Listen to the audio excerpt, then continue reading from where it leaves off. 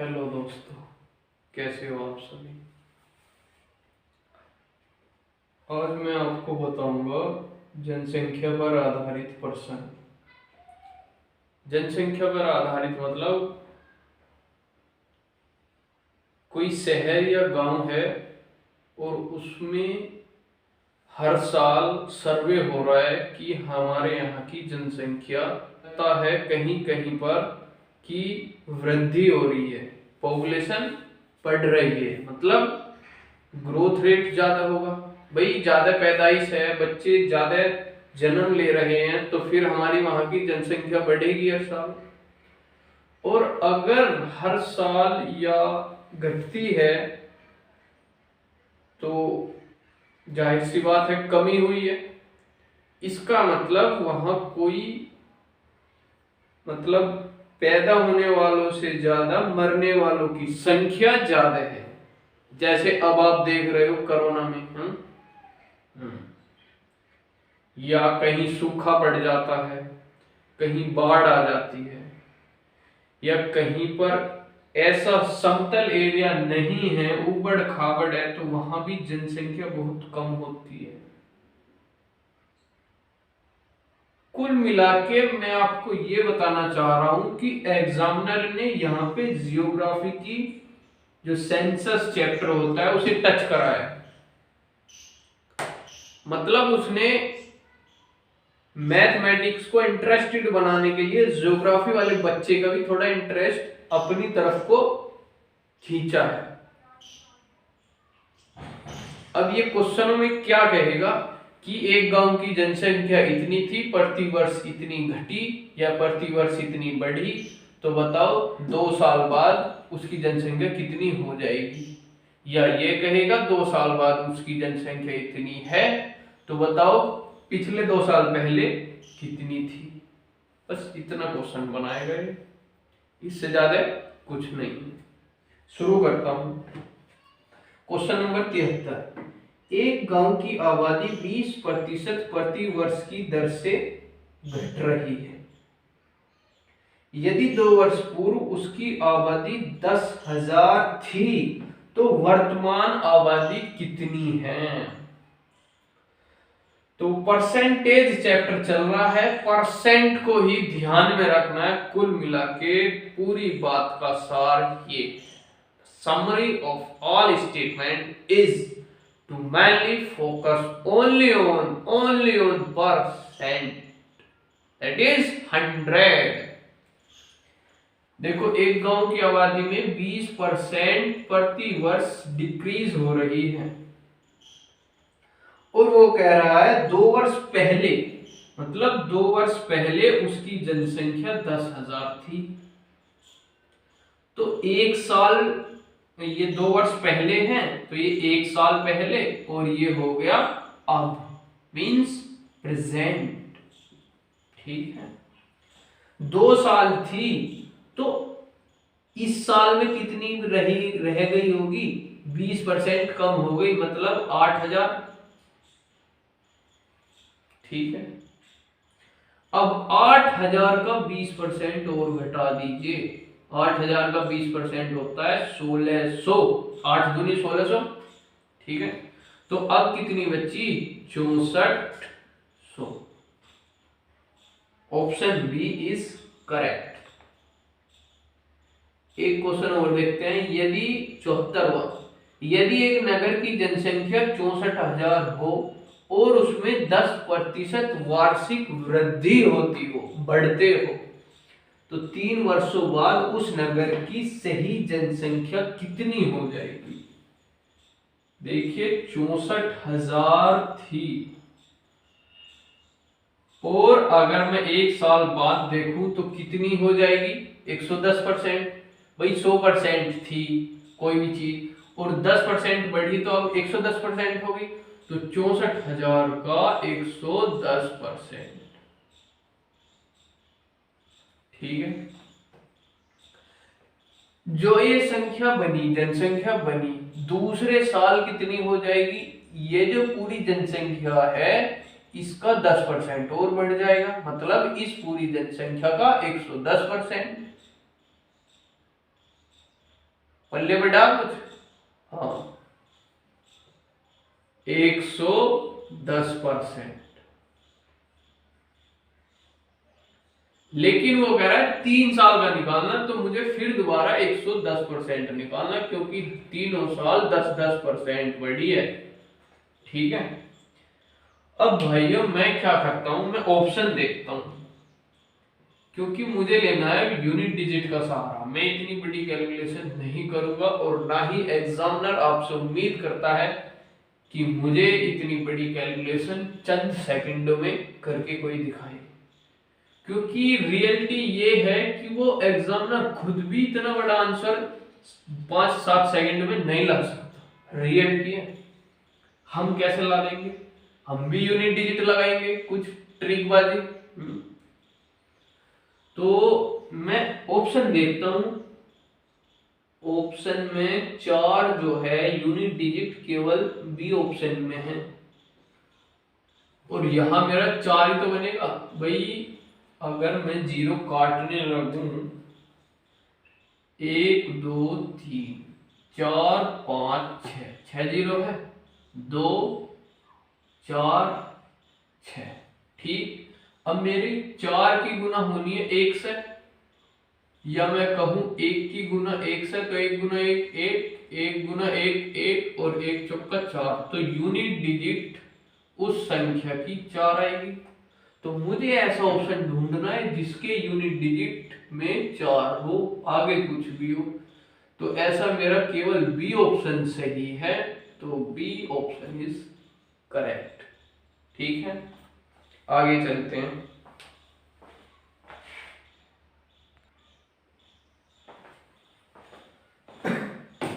एक क्वेश्चन और देखते हैं, जैसे ये 76वां है, ये हम मिश्रण नियम से भी कर सकते हैं। जैसे एक नगर की जनसंख्या 15,000 है, यदि उसमें पुरुषों की संख्या में 8% और स्त्रियों की संख्या में 10% की वृद्धि हो जाए। 15,000 थी, पुरुष 8%, स्त्री 10% बढ़ी, ठीक है, तो जनसंख्या बढ़कर 16,300 हो जाती है। मतलब कुल जनसंख्या अब 16,300 हो गई अगले साल, ठीक है। तो उस नगर में स्त्रियों की संख्या ज्ञात करो।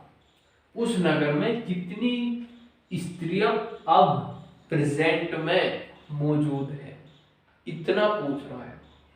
देखो 15,000 है टोटल, एक नगर की जनसंख्या 15,000,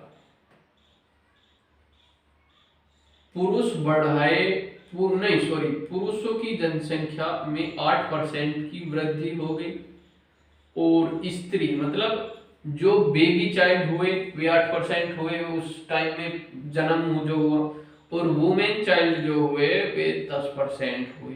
ठीक है ना, ग्रोथ रेट है ये, बर्थ रेट, ठीक है।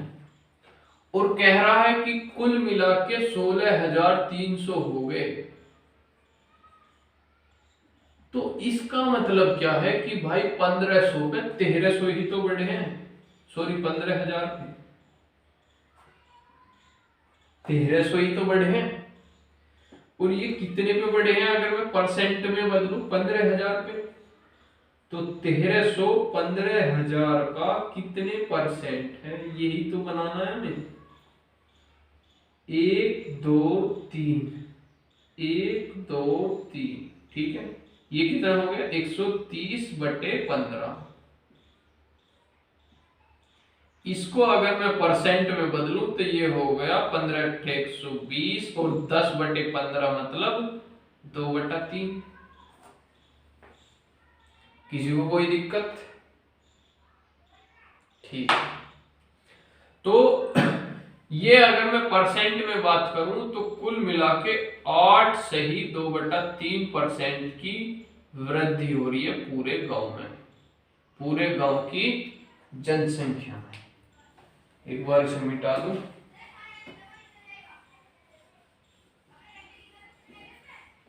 देख लो जब ऐसा क्वेश्चन आए या जब ऐसी कहानी आए, जब ऐसा स्टेटमेंट आए, आपके दिमाग में बस एक चीज आनी चाहिए, एलिगेशन मेथड, मिश्रण विधि। इसमें क्या कहता है कि कोई दो चीज है, उसमें एक में कुछ परसेंट की वृद्धि या कमी करी गई, दूसरे में कुछ परसेंट की वृद्धि या कमी करी गई, और कुल मिला के इतने परसेंट की वृद्धि या कमी हुई। जब ऐसी कहानी हो रही हो कि दो हिस्से हैं, दो आदमी हैं, लड़का लड़की हैं, मजदूर मालिक है, या क्रिकेट में है, किसी भी तरीके से है, तो उनमें कुछ की बात करी गई है और फिर कुछ की बात करी गई है, और फिर नीचे आके कुल मिला के दोनों की बात करी गई है। तो ऐसे में आपको मिश्रण विधि लगानी है। आप मीच के एक बार इसी 15-20 सेकंड की वीडियो को बैक करके दोबारा सोचो। एक बार दिमाग में बैठ गया ना, ये कॉन्शियस माइंड में चला गया, तो डेफिनेटली आप कभी नहीं भूलोगे। एक की बात करी गई है, दूसरे की करी गई है, और दोनों की मिला के करी गई, वहां पे आप मिश्रण विधि लगा दो। इससे बेहतरीन तरीका और कोई हो ही नहीं सकता। ठीक है, अब देखिए इनमें अंतर निकाला जाता है। 8% और 8 से ही 2/3% में कितने का अंतर है? 2/3 का। भाई 8% से 8 से ही 2/3% कितना ज्यादा है? 2/3 ही तो ज्यादा है, क्योंकि ये तो पूर्ण संख्या है और ये भी पूर्ण है। तो 8 में से 8 गए 0, या 8 में से 8 गए 0, तो फालतू क्या है? ये वाला भिन्न 2/3, तो 2/3 मैंने यहां लिख दिया। ठीक है, और ये इसमें कितना ज्यादा है? इनमें अंतर कितने का देखो, 10 में से 8 गए 2। ठीक है, लेकिन 2 में भी 2/3 और घटाना है, तो 10 में से 8 गए, 8 की जगह मैं पूरा 9 घटा देता हूं, मतलब 1/3 फालतू घटा देता हूं, तो ये बचेगा मेरा 1 सही 1/3। ठीक है, ये जो भिन्न में घटा रहा हूं, ये आपको शायद समझने में अभी दिक्कत हो रही हो, क्योंकि आप फ्रेश स्टूडेंट हो। अगर आप बाई चांस थोड़ा सा भी कहीं गलती से पढ़ लिए होंगे, या आपने 8वीं 9वीं में अपना समय दिया होगा इन पर, मतलब कैसे भिन्न घटाए जाते हैं, तो नो डाउट आपकी समझ में भी आ गया होगा। इसे मैं लिख सकता हूं 3 × 3 और 1 4, मतलब 4/3। ठीक है, दोनों साइड का डिनोमिनेटर मैंने काट दिया। 2 एकम 2 दूनी 4, 2 एकम 2, तो ये जो है ना 2:1, ये मेरी m और w की वैल्यू आ गई रेशियो में, अनुपातिक मान।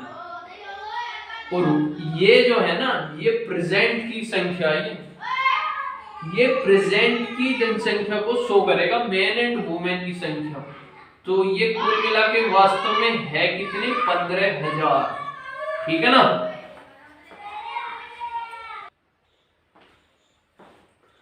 और पूछा क्या गया है इसमें? पूछा गया है नगर में स्त्रियों की जनसंख्या। तो स्त्री कितनी है भाई? 15,000 को 2:1 में करना है, तो ये तो हो गया 10,000 और ये हो गया 5,000। तो यही तो W है। स्त्रियों की जनसंख्या कितनी हो जाएगी? 5,000। मतलब ऑप्शन डी मेरा सही है। ठीक है, बिल्कुल डिट्टो क्वेश्चन है, आपकी प्रैक्टिस के लिए आप पर छोड़ रहा हूं। ये 77वां सेम मिश्रण नियम या मिश्रण विधि, एलिगेशन मेथड, इसी पर आपका हो जाएगा। 78वां आप कर लोगे, 69 हो जाएगा आपसे, 79 हो जाएगा, सॉरी 80 भी हो जाएगा। 81 देख लेते हैं, थोड़ा सा ये 2.5-3 लाइन का है, तो इसलिए हम ज्यादातर लंबा देखकर छोड़ देते हैं। एक्चुअली में होता क्या है, जो जितना लंबा क्वेश्चन होता है, ये रियलिटी बता रहा हूं मैं आपको, जो जितना लंबा क्वेश्चन होता है वो उतना ही इजी भी होता है। क्यों इजी होता है? क्योंकि अगर मुझे क्वेश्चन पढ़ने में 25 से 30 सेकंड लग रहे हैं, तो उसका आंसर लाने में सही मायने में 15 या 10 सेकंड ही लगने चाहिए। क्यों? क्योंकि क्वेश्चन पढ़ते पढ़ते ही समझ में आ जाना चाहिए मुझे करना क्या है। एग्जामिनर ये नहीं चाहता है ये कैलकुलेशन दिखाए। मैं फिर कह रहा हूं, ये बात ध्यान में बढ़ा लो कि वो कंसेप्ट चाह रहा है आपसे बस।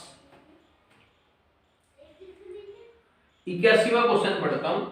एक कारखाने में 60% श्रमिक 30 वर्ष से अधिक आयु के हैं, उसमें 75% पुरुष है और शेष स्त्रियां हैं। मतलब 25% स्त्रियां ऐसी है जो 30 साल की उम्र से अधिक की है, 30 साल की उम्र पार कर गई है। यदि 30 वर्ष से अधिक आयु के पुरुष, ध्यान से, यदि 30 वर्ष से अधिक आयु के पुरुषों की संख्या 1350 है, तो कारखाने में कुल, मतलब 30 से कम वाले भी और 30 से ज्यादा वाले भी, स्त्री भी और पुरुष भी, तो कारखाने में कुल श्रमिकों की संख्या ज्ञात करो। मैं निकाल लूं 1350 और 450, 14 4 18, 1803 है तो 5 कितना, 36 18 6 5 30, 3000 हो जाएगी। कारखाने में श्रमिकों की कुल जनसंख्या या कुल संख्या 3000, मतलब ऑप्शन ए इज सही है। अब देखो मैंने कैसे कहा। देखो कोई भी चीज हो वो 100% होती है, ये मैंने आपको बताया है, ठीक है।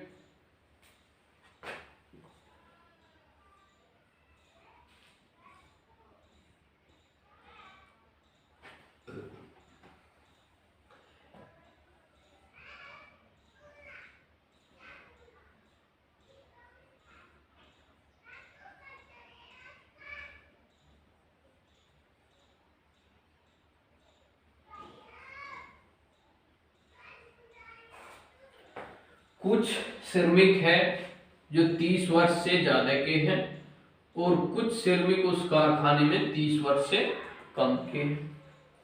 अब इसमें मैन भी है, महिला भी है और पुरुष भी है।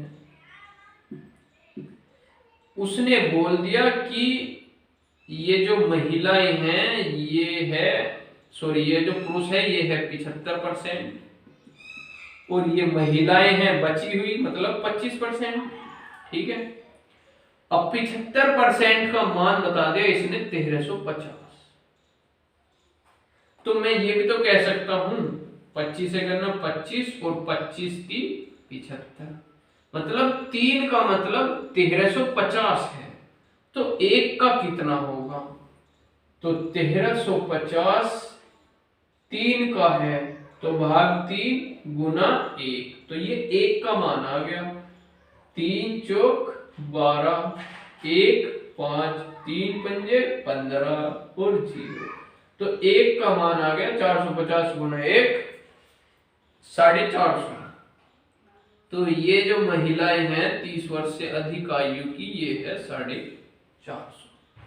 कुल मिला के कितना हो गया ये दोनों, ये हो गया 13 4 17 50 50 100, मतलब 1800।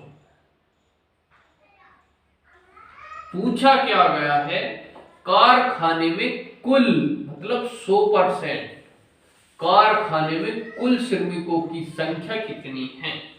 अब ये जो 1800 आया ये कितने परसेंट है, 60%। बहुत अच्छे, एक सेंटेंस मैंने छोड़ दिया था लेकिन दिमाग में आया, ऐसा तो निकलने का ही नहीं है, कुछ हमने छोड़ दिया। फिर दोबारा क्वेश्चन देखा तो पता चला 60% श्रमिक 30 वर्ष से अधिक आयु के हैं, मतलब महिला और पुरुष दोनों मिला के ये 60% है। तो अब बात निखार के आई है, 60% का मान है 1800, तो 100% का मान कितना, यही तो निकालना है, ठीक है, कुल मिला के कहानी ऐसी ही बनेगी पूरी किताब में, पूरी किताब में। चैप्टर की बात नहीं कर रहा मैं, किताब की बात कर रहा हूं। 60% 1800 है तो 100% कितना होगा? अब मैं देखो ऐसे भी काट सकता हूं, मैं इसे काट देता हूं 20 से, 20 या 60, 20 पंजे 100, तो मैं कह सकता हूं 3 का मतलब 1800 है तो 5 का कितना? 3 का मतलब 1800 है तो 1 का कितना रहा होगा? 1 का मतलब 600 रहा होगा, तभी तो 3 का मतलब 1800 हुआ। ठीक है, 1 का मतलब 600 है तो 5 का कितना हो जाएगा? मतलब ये कितना हो रहा है? ये गुना 5 हो रहा है, तो ये भी गुना 5 का, ये हो जाएगा 3000।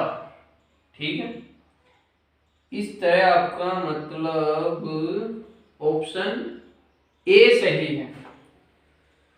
तो दोस्तों, भाइयों और बहनों, मैं अपनी वाणी को विराम देता हूं। जनसंख्या पर आधारित हो गया और आगे कुछ विविध क्वेश्चन रह गए और परीक्षा में फेल पास के रह गए, इन्हें मैं आपको बड़े तसल्ली पूर्वक कल करा दूंगा। कम से कम 10 से 12 क्वेश्चन कल करेंगे और 15 से 20 क्वेश्चन मैं आप पे छोड़ दूंगा, बता दूंगा कि इन्हें आपको घर से करके लाना है। और लगभग हमारी मैथ्स 40 तो नहीं,